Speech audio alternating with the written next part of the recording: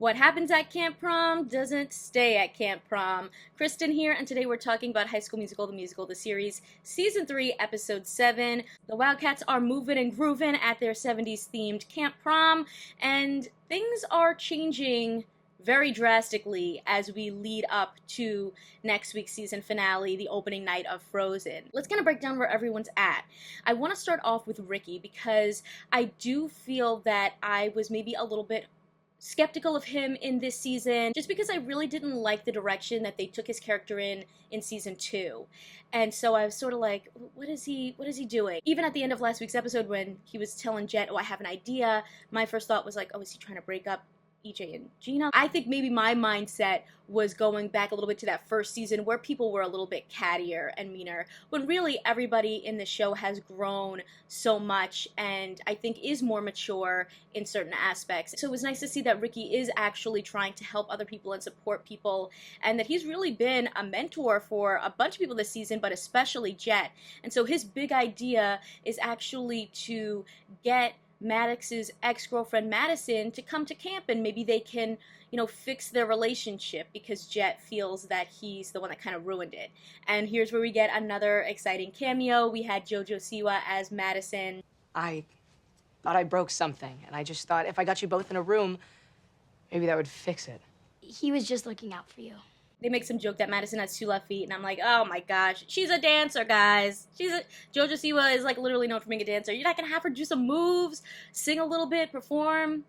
Missed opportunity there, I thought. And I think this gave a really satisfying conclusion, I would say, to the Maddox and Jet rivalry. He really was trying to do something nice for his sister, and I think through Ricky's advice, Jet really came through. Let's move over to Ashlyn, because in this episode, she has kind of come to terms with her sexuality being a little bit more fluid, being a little bit more open. She has a crush on Val, and then later on in the episode, they kind of have Maddox looking at her in a way that's like, oh, Ashlyn and Maddox, but at the same time, Ashlyn still has a boyfriend, Big Red, back at home. So I appreciated they had Carlos welcoming her into the LGBTQ plus fold. She's just more aware that her dating pool has gotten bigger, and her heart has gotten bigger. And I think that's something that many of the characters have learned this season so far, is that they came into camp one way and maybe are leaving a little bit changed. You have Ashlyn discovering a new part of herself.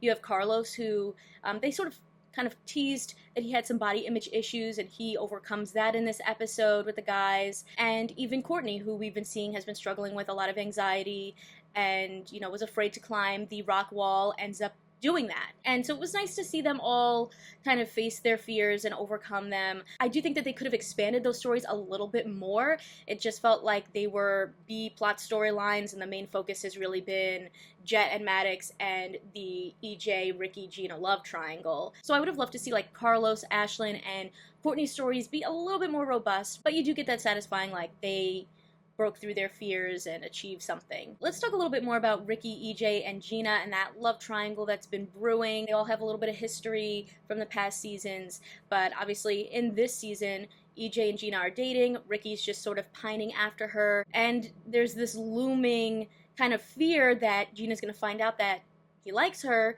because of that secret recording that the producer got. There's this big trailer that's supposed to drop that's going to have all these juicy moments, and that might be one of them. So I'm wondering how they're going to wrap that up in one episode. That's all we have left. Wouldn't be surprised if we get some big cliffhanger. But going into this Camp Prom, we already know Gina is feeling a bit rejected by EJ because he had to reject her promposal because it's like a camp tradition that everyone goes solo. And when she comes in, her and Courtney and Ashlyn, they're looking so fly. They are like the it girls walking in their 70s attire. EJ is shook. Ricky is flabbergasted. He's choking over his words over how good they look. Need some air, Richard? No, I'm good, Elton. Gina, over the course of this season, I have felt was not necessarily understanding that EJ's working on this really big project this summer, and that that's why they haven't been able to be as connected. And I think both of them could have way better communication overall. But I will say in this episode I did see more of Gina's side. I mean, you guys are at the Camp Prom. This is the last hurrah of everyone before summer's over, and he still could not stop working for 1 minute to do a dance with her, to like hang out with everyone. Dude, is that a script? The show's tomorrow. This is the only time it makes sense for everyone to run lines. Totally normal behavior at a dance. This is the last, moments of camp, and you're not here enjoying it with us. I thought this conversation that EJ and Gina had was really interesting. The idea of like two people who like each other but are in different places in their lives, and like why that doesn't work out. I just wish that they had had that conversation sooner, and maybe they could have avoided, all this miscommunication. But these are young people who are in new romances and who are figuring things out, and I think that's part of the journey. I think the problem is that maybe isn't good enough for me right now.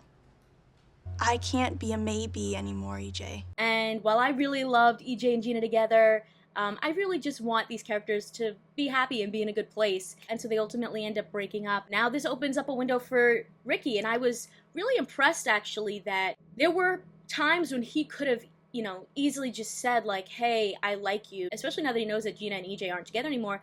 But it's clear that he wants to give her space to like deal with this and go through it, because she did like EJ. You're not going to get over that in 1 second. And so I respected that Ricky like waited and wasn't like, oh, you broke up? Okay, I like you, because that's not fair either. And that could become like a whole rebound situation. By the end of this episode, Maddox has gotten this hint that the producer is going to go full reality show on the opening night of Frozen and just like get ready for chaos. So I wouldn't be surprised if something happens where, it comes out how Ricky feels about Gina, and then maybe that's the cliffhanger, and then going into season 4, they're going to address that, whether it's them together or them being kind of awkward and uncomfortable, and it's like, how will they eventually get together? Or Ricky and EJ are both sort of competing for Gina's love. Or, I feel like they love doing this in young teen movies and TV shows, but making it so that like instead of choosing between this person and this person, choosing yourself, you know what I mean? Let's talk about the songs in this episode. We had a very interesting new take on Wouldn't Change a Thing from Camp Rock 2. We had Maddox and Jet singing the song, and then Seb, surprise, surprise, came to camp to visit for Camp Prom, and he and Carlos ended up taking over some aspects of the song as well, so that was fun. And then you have this new song from Courtney called Here I Come, which this is the song that High School Musical, the musical, the series showrunner Tim Federle teased to us that Dara Renee actually co-wrote herself. Dara Renee sings a new song that she co-wrote that I'm really excited for people to discover. It's a very personal and beautiful song. You got the girls singing some harmonies, everybody working to overcome their fears. I thought it was a nice song, but I do feel like, again, the sentiment was there, but the action wasn't. I wanted to see these characters have a bigger arc in their stories that they're like overcoming. And then, there was a couple of like cheesy moments of like slow-mo that I was like, oh, okay. I think I was just expecting a little bit more. I would say this episode is like a pretty big catalyst changing episode going into the finale. Things we know that are coming in next week's episode: Ricky's birthday. I mean, he did his bucket list. He's about to be 18. That's a huge milestone. You have the opening night of Frozen. How are things going to go? It seems like they're planning to stir up a lot of drama. At one point in this episode, Courtney's even like, Ashlyn, you might need to go on for me. And it's like, whoa, whoa, whoa, whoa, whoa. I have been waiting this entire season to hear Dara Renee sing Let It Go, so we can't do that. We can't do that, sorry. But I'm hoping that we do get to see more of the production, because I've realized we haven't really seen much of this production of Frozen at all. I feel like past seasons, right, have showed us a little bit more. We had the Olaf song, we had the Anna and Han song, and we had the Anna and Kristoff song. Is that it? So I'm hoping that to wrap up this season, maybe they'll dive more into the connections between the girls, like maybe an Anna and Elsa song, and then of course Let It Go. I mean, you got to do that. And I really think that there's going to be some big revelation with Ricky's secret and how he feels about Gina.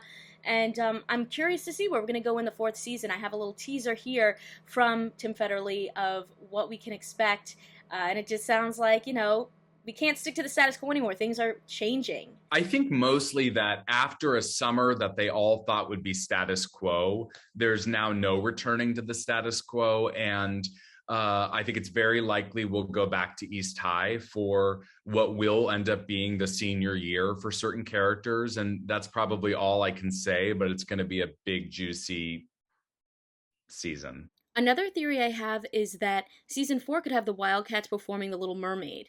Not only was it teased in season 2 as the competitions musical, but in this season we got the canoe moment with EJ and Gina that felt very reminiscent of Kiss the Girl, and Ashlyn even talks about her world getting bigger, like part of your world. This can't be a coincidence, right? I suppose you could say my dating pool got a little bigger. And so did my heart.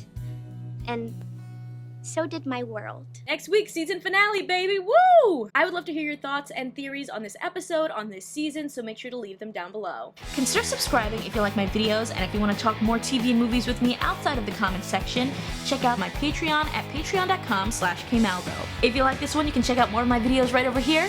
See ya!